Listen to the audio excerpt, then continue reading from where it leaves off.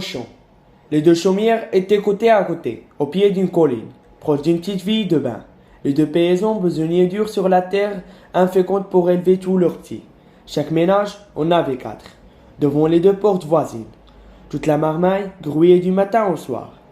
Les deux aînés avaient 6 ans et les deux cadets 15 mois environ. Les mariages et ensuite les naissances s'étaient produites à peu près simultanément, dans l'une et l'autre maison.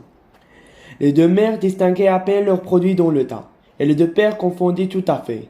Les 8 noms dansaient dans leur tête, se mêlaient sans cesse, et quand il fallait en appeler un, les hommes souvent en criaient 3 avant d'arriver au véritable. La première des deux demeures, en venant de la station dont de Relais-Porte, était occupée par les Tuvaches, qui avaient 3 filles et un garçon. L'autre masure abritait les Valins, qui avaient une fille et 3 garçons. Tout cela vivait péniblement de soupe, de pommes de terre et de grands nerfs. À 7 heures le matin, puis à midi, puis à 6 heures. Le soir, les ménagères réunissaient leurs mioches pour donner la pâtée. Comme des gardeurs doivent assembler leurs bêtes. Les enfants étaient assis, par un rondage, devant la table en bois, vernie par 50 ans d'usage. Le dernier moutard avait à peine la bouche au niveau de la planche. On posait devant eux l'assiette creuse pleine de pain molli dont le haut avait cuit, les pommes de terre, un demi-chou et 3 oignons. Et toute la lignée mangeait jusqu'au plus fin. La mère empâtait elle-même le petit, un peu de viande au feu. Le dimanche était une fête pour tout. Le père, ce jour-là, s'attardait au repas en répétant « Je m'y ferai bien tous les jours ». Par un après-midi du mois août, une légère voiture s'arrêta brusquement devant les deux chaumières. Et une jeune femme qui conduisait elle-même, dit au monsieur assis à côté d'elle. « Oh, regarde Henri, ce tas d'enfants. Sont-ils jolis comme ça, à grouiller dans la poussière ?» L'homme ne répondit rien, accoutumé à ces admirations qui étaient une douleur et presque un reproche pour lui. La jeune femme reprit. « Il faut que je les embrasse. Oh, comme je voudrais en avoir un. Celui-là, le tout petit. » Et au sautant de la voiture, il courut son fond et prit un des deux derniers, celui des Tuvaches, en le levant dans ses bras. Il le baisa passionnément sur ses joues sales, sur ses cheveux blancs frissés et pommadés de terre, sur ses menottes qu'il agitait pour se débarrasser des caresses ennuyeuses. Puis il remonta dans sa voiture et partit au grand trot. Mais il revint la semaine suivante, s'attitait elle-même par la terre, prit le motard dans ses bras, le bourra de gâteaux, donna des bonbons à tous les autres, et joua avec eux comme une gamine, tandis que son mari attendait patiemment dans sa frêle voiture. Elle revint encore, fit connaissance avec les parents, reparut tous les jours, les poches pleines de friandises et de sous, et s'appelait Madame Henri Dubière. Un matin, en arrivant, son mari descendit avec elle, et sans s'arrêter aux mioches qui la connaissaient bien maintenant, elle pénétra dans la demeure des paysans. Elle était là, en train de fondre du pois pour la soupe, et se redressèrent tout surpris, donnèrent des chaises et attendirent.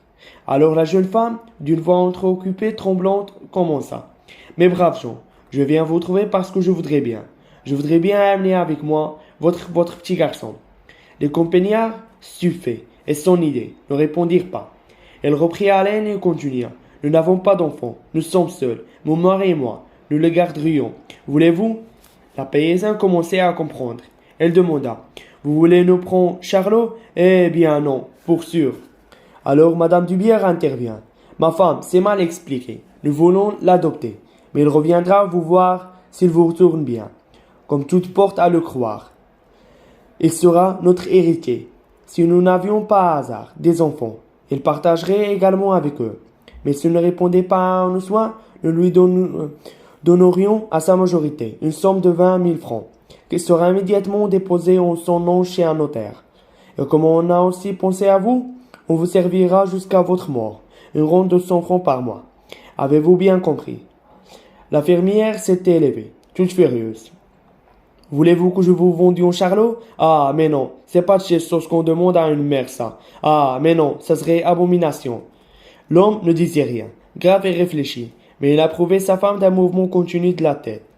Madame Dubière, éperdue, se mit à pleurer et se tournant vers son mari, avec une voix pleine de sanglots. Une voix d'enfant dont tous les désirs ordinaires sont satisfaits, elle balbutia. « Ils ne veulent pas, Henri, ils ne veulent pas. » Alors ils firent une dernière tentative. Mais mes amis songeaient à l'avenir de votre enfant, à son bonheur. La paysanne exaspérée lui coupa la parole. C'est tout vu, c'est tout entendu, c'est tout réfléchi. Allez-vous-en, et puis que je vous revoie point par ici. Et c'est permis de vouloir prendre un enfant comme ça. Alors, Madame Dubière, en sortant, s'avisa qu'elle était tout petit, et demanda à travers ses larmes, avec une ténacité de femme volontaire et gâtée, qui ne veut jamais attendre. Mais l'autre petit n'est pas à vous? Le père Tuvesha répondit. Non, c'est au voisin. Vous pouvez y aller si vous voulez. Et elle rentra dans sa maison, où il retentissait la voix indignée de sa femme. Les Valins étaient à table, en train de manger avec lenteur des tranches de pain qu'ils frontaient parcimonieusement, avec un peu de beurre piqué au coton, dans une assiette entre eux deux. Monsieur Dubière recommença ses propositions, mais avec plus d'insinuation, de progression oratoire, d'astuce. Les deux ruraux hochaient la tête en signe de refus. Mais quand il apprirent qu'il aurait eu 100 francs par mois, ils se considèrent ce conséquent et très ébranlés. Ils gardèrent longtemps le silence, torturés et hésitant. La femme enfin demanda. Qu'entend-il, dit l'homme? Il prononça d'un ton silencieux. Je dis que c'est point méprisable. Alors, Madame Dubière, qui tremblait d'angoisse, leur parla de l'avenir du petit, de son bonheur et de tout l'argent qu'il pourrait leur donner plus tard. Le paysan demanda. C'est 32 francs. Ça sera promis devant notaire? Monsieur Dubière répondit. Mais certainement dès demain. La fermière qui méditait reprit. 100 francs par mois. C'est point suffisant pour nous priver du petit. Ça travaillera dans 15 ans. Cet enfant, il nous faut 120 francs. Madame Dubière, trépignant d'impatience, les accorda tout de suite. Comme elle voulait enlever l'enfant, elle donna 100 francs en cadeau pendant que son mari faisait un écrit. Le maire et un voisin, appelés aussitôt, servirent de témoins complaisants.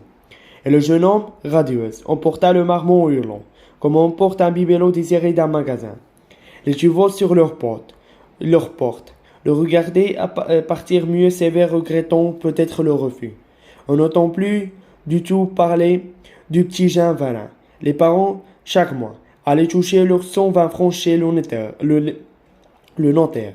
Elle était fâchée avec leurs voisins parce que la mère Tuvache les engonissait d'ingonomie, répétant sans cesse de porte en porte qu'il fallait être dénaturé pour vendre son enfant, que c'était une erreur, une saleté, une corromperie. Et parfois elle prenait en ses bras son charlot avec ostentation, lui criant comme s'il l'eût compris. Et parfois elle prenait en ses bras son charlot avec ostentation, et lui criant comme s'il l'eût compris.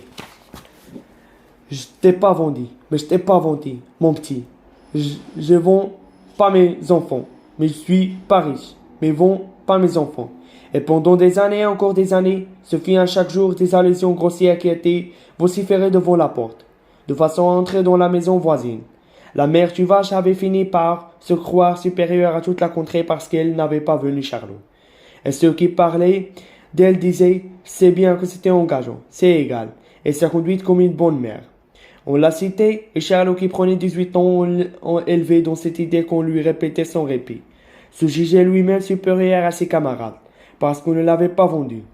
Les Valins vivotaient à leur aise. Grâce à leur pension, la fureur inapaisable des Tuvaches, restés misérables, venait de là. Leur fils aîné partit au service. Le second mourit, Charlot resta seul à peiner avec le vieux père pour nourrir la mère et deux autres sœurs cadettes qu'il avait. Il prenait 21 ans, quand, un matin, une brillante voiture s'arrêta devant les deux chaumières. Un jeune monsieur avec une chaîne de montre en or descendit, donnant la main à une vieille dame aux cheveux blancs. La vieille dame lui dit, « C'est là, mon enfant, à la seconde maison. » Elle entra comme chez lui dans la masure des Valins. La vieille mère l'avait s'établir. Le père infirme sommeillait près de l'âtre. Tous deux levèrent la tête et le jeune homme dit, « Bonjour papa, bonjour maman. » Elles se dressèrent effarées. Le paysan laissa tomber des mois son savon dans son oeil et balbutia. « C'était mon enfant, c'était mon enfant. » La reprit dans ses bras et l'embrassa, en breton, « Bonjour maman », tandis que le vieux tout tremblant disait de son ton calme qu'il ne perdait jamais. « T'es là revenu, Jean, comme il s'avait vu un mois auparavant. » Et quand il se refit reconnu, les parents voulurent tout de suite sortir le vieux dans le pays pour le montrer. On le conduisit chez le maire, chez l'adjoint, chez le curé, chez l'instituteur. Charlot, debout sur le seuil de sa chaumière, le regardait passer, Le soir au souper, il dit au vieux: faut-il que vous voyiez tes sots pour laisser prendre le petit au valin? Sa mère répondit obstinément: je voulais un point vendre notre enfant. Le père ne disait rien. Le fils reprit: c'était pas malheureux d'être sacrifié comme ça. Alors le père suivage à Arthur, il a d'un ton coléreux: vas-tu pas nous reprocher de t'avoir gardé? Oh, le jeune homme, brutalement: oui, je veux le reproche, que vous n'êtes que des nions, des parents comme vous. Ça fait le malheur des enfants, que vous meurtriez, que je vous quitte. La bonne femme pleurait dans son assiette. Il gémit en avalant des cuillères de soupe dont elle répondait la moitié. Tuez-vous donc pour élever des enfants? Alors le gars rudement: j'aimerais mieux n'être point né que d'être ce que je suis. Quand j'ai vu l'autre, tonton mon sang n'a fait qu'un jour. Je me suis dit: voilà ce que je serai maintenant. Et se leva. Tenez, je sens bien que je ferais mieux de ne pas rester ici, parce que je vous le reprocherai du matin au soir, et que je vous ferai une vie de misère. Ça, voyez-vous, je veux le pardonner jamais. Le deux vieux se taisait, atterré, larmoyant. Il reprit: non, cette idée ce serait trop dur. J'aime bien m'en aller chercher ma vie autre part. Il ouvrit la porte. Un bruit de voix entra. Les valins festoyaient avec l'enfant revenu. Alors Charles papa du pied, et se retournant vers ses parents, cria: Manon vint, et elle disparut dans la nuit. Manon vint, et elle disparut dans la nuit. Au champ. Les deux chaumières étaient